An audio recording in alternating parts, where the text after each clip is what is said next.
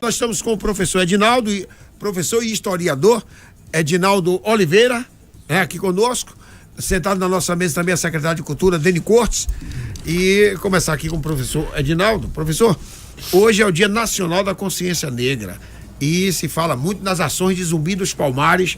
Eu queria que o senhor falasse também sobre esse assunto. Nosso boa tarde. Boa tarde, Lelis. Boa tarde, Edinoel, Deni, que está aqui presente também. Bom, queria em primeiro lugar agradecer pelo convite, numa data tão importante para falar de um tema assim que é de fundamental importância também, não só para a história, os historiadores, mas para a sociedade brasileira, que é falar sobre a questão da consciência negra. Não é? Hoje é uma data especial porque 20 de novembro é a data da morte do Zumbi de Palmares. Não se comemora a morte de Zumbi, obviamente. Não é? O que se instituiu essa data como sendo uma data de manifestações, de lutas, de reivindicações do povo negro contra o racismo, contra o preconceito, contra a discriminação, por igualdade. Na verdade, uma luta que não é só do povo negro, uma luta que tem que ser de toda a sociedade, que quer uma sociedade mais democrática, mais justa, mais igualitária. Então, essa data de 20 de novembro foi instituída como essa data, é uma conquista do próprio movimento negro organizado, né?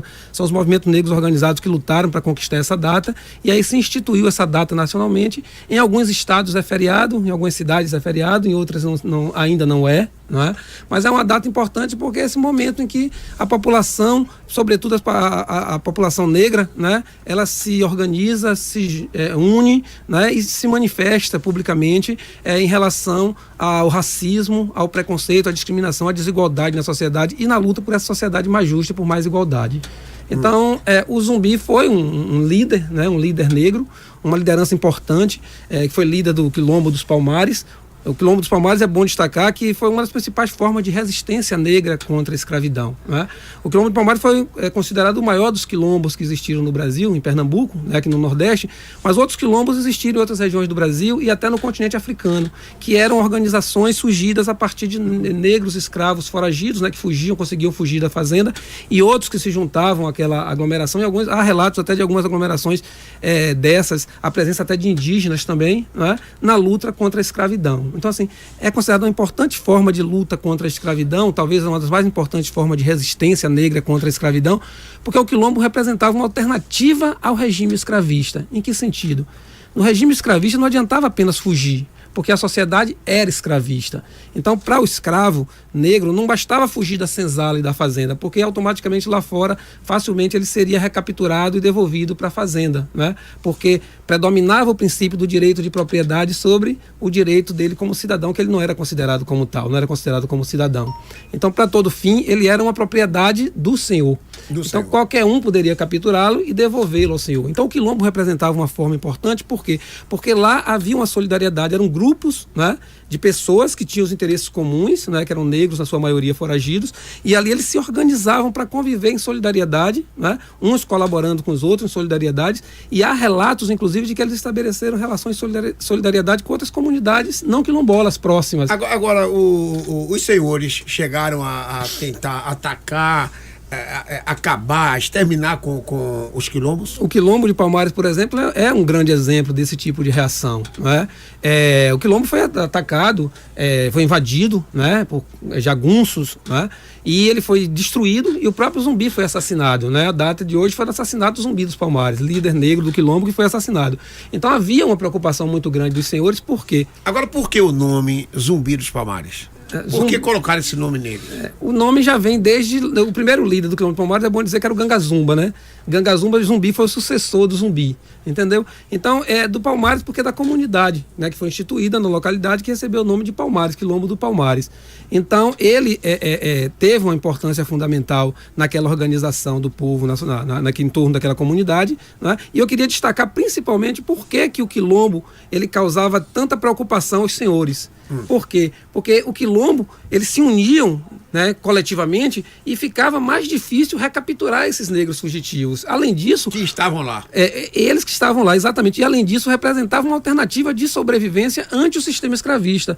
Por quê? Porque o Quilombo era como se fosse uma sociedade alternativa dentro do sistema escravista, avessa a ele, né, contra ele. Então, assim, se prosperasse o quilombo de Palmares e outros quilombos que existiram no Brasil, era uma alternativa que essa população fugitiva da escravidão estava criando de conviver de forma solidária, né, coletivamente, dentro do sistema escravista, contra o sistema escravista. Então isso preocupava muito os senhores, por quê? Porque era como se fosse uma oposição ao sistema escravista que estava se instituindo dentro do próprio sistema, né? A revelia dele. E daí a ira, né? E a preocupação em destruir os ataques que foram deferidos até a destruição total do quilombo de Palmares e o assassinato de Zumbi, como um marco que, por exemplo, que serviria de exemplo para que outros negros não se ousassem, né, a realizar esse mesmo tipo de ação, que essas fugas e a organização desses quilombos. Então, para os senhores, né, era fundamental destruir o quilombo e o próprio assassinato do Zumbi, que acabou acontecendo, data lembrada hoje com a consciência negra. E surgiu depois depois que acabou com os quilombos, surgiu uma outra organização? Olha, organizações continuaram a existir, né? Organizações de negros fugitivos, muitas vezes até com participação de libertos também, continuaram existindo, não só na zona rural, como também nas cidades, não é? É bom que se diga que a escravidão ela foi rural e também urbana, né? Então, formas de organização e de luta existiram diversas. Por exemplo, aqui na Bahia, as pessoas às vezes não conhecem, mas na academia a gente discute muito isso, já na escola, diversas formas. Houve uma greve negra em 1857, em que os negros, escravos e libertos pararam a cidade de Salvador. Eles eram carregadores, né? Carregavam água, carregavam tudo quanto é tipo de bagagem do porto, tudo quanto é coisa na cidade. A cidade de Salvador dependia desses trabalhadores. E em 1857, quando o governo da cidade instituiu a obrigação de usar uma placa de metal, né, que identificavam esses negros, para facilitar o controle, inclusive a fiscalização sobre eles, eles se insurgiram contra isso, promoveram uma greve em Salvador que parou a cidade de Salvador em 1857. Um outro movimento importante na Bahia foi também a rebelião dos malês, que se deu em 1831. Negros muçulmanos, escravos muçulmanos que viviam na Bahia, né, lideraram essa revolta, e foi uma revolta que também representou uma grande ameaça para o poder da sociedade escravocrata e para o regime escravocrata. Por isso ela foi também enfrentada com extrema violência. Os líderes foram capturados, alguns foram exilados, presos, né, por conta da tentativa de resistir contra o regime escravista. Muito bem. A abolição da escravatura, ela veio antes ou depois? Olha, a abolição da escravidão ela vem no final do século XIX, né, em 1888, mas a gente pode dizer que a abolição também é resultado de toda essa resistência, essa luta do povo negro. Provavelmente, se a população escrava, a população negra tivesse ficado lá de braços cruzados esperando a abolição acontecer, ela dificilmente ou demoraria muito mais tempo para poder acontecer. O fato é que algumas pesquisas têm indicado que, sobretudo nos últimos anos do século XIX, cada vez mais aumentava o número de fugas, de revolta, de rebeliões dos escravos, cada vez mais pressionando o sistema pelo fim da abolição. Então, um conjunto de leis vinha sendo aprovadas pelo parlamento, desde a lei Eusébio de Queiroz, aprovada em 1850, que proibiu o tráfico negreiro, né? A partir de 1850 não era mais permitido trazer escravos da África para cá, né? Os filhos de escravos nascidos no Brasil continuavam sendo escravizados, mas não era mais permitido trazer novos escravos da África. Então, a partir desse momento ainda entraram escravos ilegais no Brasil, né? De 1850, 1855, por volta de 1855, entravam escravos ilegais no Brasil, apesar de uma lei já proibir. E aqueles nascidos no Brasil, filhos de escravos, continuavam, como falei, sendo escravizados. Em 1871 veio uma lei chamada da Lei do Ventre Livre, que essa lei libertava os ingênuos, que eram os filhos de escravos nascidos no Brasil a partir de 1871. Esses que nascessem a partir de 1871 seriam considerados livres, mas as mães, os pais e os nascidos antes continuavam escravos. Em 1880, se não me engano, a data exata me fugiu um pouco agora, mas é aprovada uma outra lei, que é a Lei dos Sexagenários, que libertava os escravos com mais de 60 anos. Essa lei aí, ela tem um significado controverso, porque para um escravo de mais de 60 anos, que já não podia trabalhar, era jogá-lo ao relento, né? Jogá-lo à mendicância e à morte, né? A libertação desse escravo. Seria melhor, talvez, até continuar sob a proteção da fazenda do que ser libertado já no final da vida, quando já não tinha mais forças para sobreviver. Mas, de qualquer maneira, foi uma outra lei dentro desse processo. E, finalmente, em 1888, a Lei Áurea, que vai abolir a escravidão. O que eu quero dizer é que essas leis, elas são resultado de uma série de fatores, as mudanças que aconteciam econômicas, sociais, mas também da luta do povo negro, né, que vinha através dessas formas de fugas, revoltas, quilombos, né, e outras formas de reação que eles desenvolveram para lidar com a questão da escravidão e resistir contra a escravidão. Muito bem. Dinaldo, agora, você como historiador, como é que você vê hoje a conscientização negra aqui no Brasil? Olha, é um processo, não é assim, a sociedade, ela carrega, assim, embora a abolição tenha sido, a escravidão, desculpe, tenha sido abolida desde 1888, no final do século XIX, tem mais de 100 anos, né? Mas nós tivemos mais tempo de escravidão do que sem ela. Nós tivemos mais de 300 anos de escravidão contra 100 e pouco sem escravidão. Então, a mudança de mentalidade, que a gente chama de mudança cultural, ela acontece num processo muito mais lento do que a mudança política ou até a mudança econômica. Então, embora a escravidão tenha sido extinta, a mentalidade escravista ela não se apaga de uma hora para outra. Uma prova disso é o racismo, o preconceito racial, por exemplo. Uma outra coisa é a prepotência que setores da elite econômica brasileira ainda carregam em relação à população trabalhadora, à classe trabalhadora, na sua grande maioria negra e mestiça.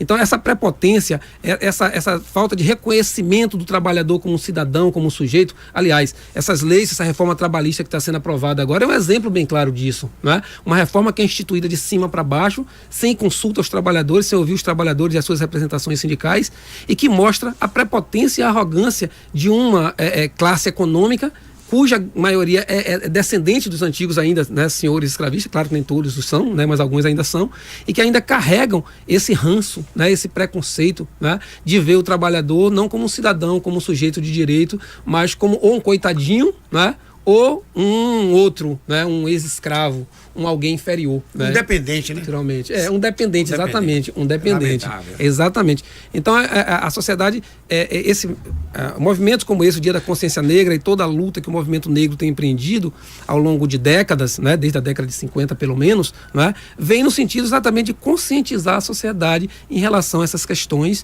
e denunciar a questão do racismo, do preconceito que está presente ainda na sociedade e, ao mesmo tempo, reivindicar, né, o direito de igualdade e de cidadania para essa população, que é uma população que tem um passado e um presente ainda de luta e de sofrimento, né? Se no passado a luta era contra a escravidão, ainda hoje persiste a luta contra a desigualdade econômica e social, a luta contra o preconceito racial, a luta contra a discriminação. Eu queria pegar um exemplo prático, porque às vezes as pessoas pensam algo que está distante, mas eu trabalhei no comércio de Santo Antônio de Jesus na década de 80, de 85, 86 até início dos anos 90, e eram contados os trabalhadores de cor negra que trabalhavam nos balcões das lojas. Observem, se você chegasse numa loja como uma galeria que tem no centro da cidade de lojas aqui de boutique, você não conseguia talvez contar um ou dois que eram negros, os outros não eram.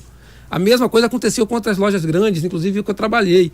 Geralmente, um trabalhador negro, ele poderia ter até uma formação maior, como eu vi casos, de ter um 2º grau completo, e um outro de pele mais clara não teria nem um 1º grau completo e ficava no balcão, e o negro ia para o depósito para trabalhar de carregador ou de repositor. Então eu presenciei diversas vezes isso enquanto trabalhador do comércio, e depois, obviamente, a gente convive na cidade, a gente vê a cidade, a gente frequenta a cidade, e hoje tem diminuído graças a essa luta, melhorado, né, muito, e essa conscientização, né? Mas é um processo que é lento, um processo que ainda demanda muita luta, organização, e a data de hoje é uma data fundamental, porque é um momento da gente reverberar isso para um público maior, né? Fazer com que as pessoas percebam essas contradições. Eu queria citar mais algumas questões aqui que eu acho que são fundamentais. Por exemplo, os dados econômicos e sociais em relação à população negra são extremamente desfavoráveis. Na educação, vítimas da violência, em todos os itens que você analisar, emprego, né, e renda, em todos os itens que você analisar, e os dados estão aí do IBGE, da Fundação Getúlio Vargas, dos diversos órgãos, da ONU inclusive, comprovam que essa população, a população afrodescendente, ela é a que mais é morta por violência, ela é que tem os menores salários, ela que ocupa os empregos mais degradantes e ela que ocupa o menor número de vagas, né, nas universidades, né, e elas ocupa também o menor número de vagas entre os postos de trabalho mais qualificados, aqueles que exigem um curso universitário como médicos, advogados, engenheiros, etc. Isso é resultado da predominância ainda predominância do preconceito racial. Claro que a abolição da escravidão também, da forma como ela foi feita, ela dificultou essa integração, né? Porque aboliu-se a escravidão, mas não foram instituídas políticas de inclusão social dessa população negra. Inclusive até no campo do trabalho, né? A Constituição de 1891, que é a primeira da República, né? Que vem logo depois da abolição e da proclamação da República, ela adotou um regime liberal, um liberalismo ortodoxo, que impedia, inclusive, o Estado de intervir na questão social. O que é intervir na questão social? O Estado, por exemplo, legislar na questão trabalhista. O Estado, por exemplo, intervir no oferecimento de saúde e educação pública de graça. Então, com a primeira Constituição do Brasil republicano, que é de 1891, 3 anos depois da abolição da escravidão e 2 depois da proclamação da República, ela adotou um regime liberal ortodoxo que limitava as ações do Estado apenas a um grupo minoritário de cidadãos, que eram aqueles que eram brancos e das classes dominantes. Não é? A população negra egressa da escravidão, além de não ser instituída uma legislação trabalhista que viesse regulamentar as relações de trabalho, instituir direitos, ainda não lhe foi garantido estudo, educação pública, saúde pública, né, segurança pública. Então, a forma como a abolição foi feita, se de um lado ela extinguiu a instituição da escravidão, por outro lado, ela não criou mecanismo de inclusão e integração social dessa população egressa da escravidão e de seus descendentes. E ainda hoje a gente vive os reflexos disso, mas principalmente também da permanência do preconceito racial. Não dá para se ocupar só a abolição como foi feita, porque já tem mais de 100 anos da abolição da escravidão e a desigualdade continua. Então, de lá para cá, talvez o preconceito racial o principal fator que impede essa ascensão social e econômica da população. Algum negro já assumiu a presidência da República aqui no Brasil? Olha, negro mesmo que assumia a presidência do Brasil, não tivemos ainda caso. Tivemos, por exemplo, no Supremo Tribunal Federal, né, o caso do Joaquim Barbosa, que é marcante, né? Mas nós tivemos em alguns momentos algumas lideranças negras que assumiram, por exemplo, postos importantes. Nós temos hoje, né, no parlamento, alguns senadores, deputados federais. Minoritários, infelizmente minoritários, né? Em 1947, na Bahia, na eleição estadual, foi eleito como deputado um negro que era o portuário, né, estivador do Porto, Jaime Maciel, era um sindicalista, estivador do Porto, negro, e foi o primeiro negro eleito na Bahia como deputado, né, que pelo Partido Comunista Brasileiro, PCB, em 1947. Um outro, na eleição anterior de 45, que foi federal, ele ficou como suplente do Carlos Marighella, que foi eleito deputado federal pela Bahia. Aquele Marighella que viria a ser guerrilheiro depois da ditadura, mas ele era, em 45, ele foi eleito deputado pela Bahia, deputado federal, e o suplente dele era um negro, né? Marighella também era negro, né? O próprio Marighella era negro. Então, assim, mas são casos pontuais, né? Assim, por um lado é importante a gente apontar esses casos para mostrar que quando a oportunidade é dada, o negro pode chegar a qualquer lugar como qualquer outro cidadão, como de fato ele o é. Não é? Mas, por outro lado, esses exemplos pontuais mostram como são minoritários, infelizmente. Não é? É preciso que, se a população brasileira, e no caso da baiana, por exemplo, é majoritariamente negra, não é possível que os negros sejam minoria nos postos mais importantes de trabalho, que os negros sejam minoria na política, que os negros sejam minorias dentro das universidades. Entendeu? Então, há algo de muito errado nisso aí, né? Há um equívoco muito grande nisso aí, porque numa população que a maioria é negra, os negros não podem ser só maioria, não podem ser maioria apenas nos presídios, né? Como são, né? E nos outros setores eles não são, entendeu? Então há algo de preconceito racial enraizado na cultura da sociedade e que persiste até os dias de hoje. E não precisa ir tão longe, né? Santo Antônio de Jesus já teve algum prefeito negro? Me parece que não, né? Não se tem notícia de que tenha havido nenhum, não é? Assim, a política, historicamente, ela foi um espaço da elite. Né? A participação dos populares na política é um fenômeno mais recente. Né? Eu poderia dizer, depois de 1940, principalmente, já nos anos 30 um pouco, mas é depois de 45, depois da ditadura do Estado Novo de Getúlio Vargas, a partir de 45, que aí você tem, aos poucos, uma participação dos populares, trabalhadores, negros, mais dos anos 40 para cá. Mas ainda assim, não é? Se você olhar o Congresso Nacional hoje, os ministérios do governo, você vai ver que os pobres trabalhadores negros e as mulheres também, né, são minoritárias, ainda são minoritárias. Resultado, frutos de uma sociedade patriarcal, machista e racista. Né? O resultado disso a gente vê nos dados que se encontram em todos esses índices sociais e políticos que a gente tem apontado aqui. Mas você acha que está melhorando? A cada dia que passa, tem melhorado? Está sendo aberto esse canal? Olha, nas últimas décadas, nós vínhamos tendo um processo lento ainda, mas um pouco de inclusão, através das chamadas ações afirmativas. O que são essas ações afirmativas? São políticas públicas governamentais e que visam principalmente atender essas populações que historicamente foram marginalizadas pela política, pelos direitos, né? Transformar esses indivíduos em cidadãos de direito. Então essas ações afirmativas, elas vêm sendo desenvolvidas, elas são resultado das ações da luta do próprio movimento negros, né? Que durante muito tempo lutaram por isso, né? Né? Um exemplo disso, que muita gente contesta hoje, mas não sabe exatamente o significado, é a política de cotas nas universidades. Tem gente que critica. Outro dia, numa loja aqui da cidade, entrei até em uma certa polêmica com um político da cidade, que ele se pronunciava contra as cotas para negro nas universidades. Eu disse, entre numa universidade, eu trabalho na universidade, sei o que é, embora que eu trabalhe seja uma universidade muito mais democrática, né? Até porque os cursos são cursos que formam professores, né? E no máximo administradores.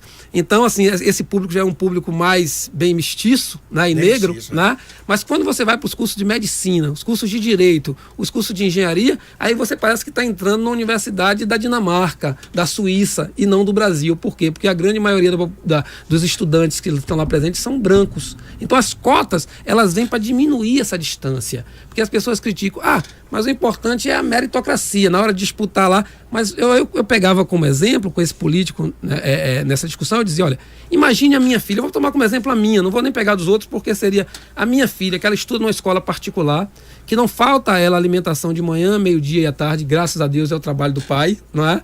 É que o pai vai levar e buscar na escola, que ela em casa tem espaço para estudar. Agora imagine a filha de alguém que mora lá no bairro São Paulo, mora lá no Mutum, ou mora lá no Alto Santo Antônio, que moram, às vezes, dormem 4, 5, 6 pessoas no mesmo quarto, crianças no mesmo quarto, não tem espaço para estudo, sai de manhã com fome para a escola, né?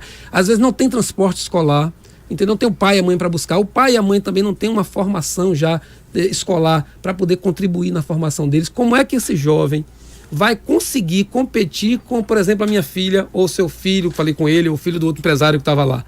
Não tem condição nenhuma de competir. Ele vai sempre ser preterido nos concursos públicos, nos vestibulares, porque ele sai atrás, ele sai com uma distância enorme.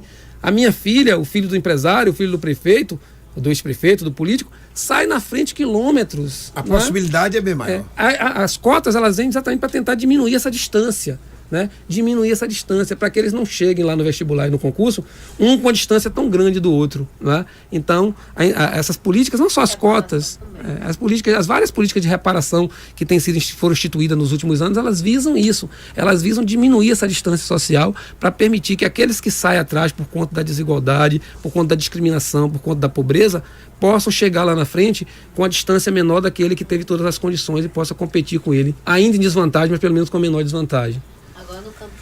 Muito bem, são 13 horas e 9 minutos, Edinaldo, muito importante sua participação, queremos agradecer por ter atendido o nosso convite e lhe parabenizar pela explanação, viu? Agradeço o convite da Indaiá e, assim, sempre que me chamarem para tratar de alguma coisa que seja no campo da história, que esteja ligada também aos meus estudos e às minhas aulas, eu estarei à disposição, né? Hoje o convite foi feito em cima da hora, né?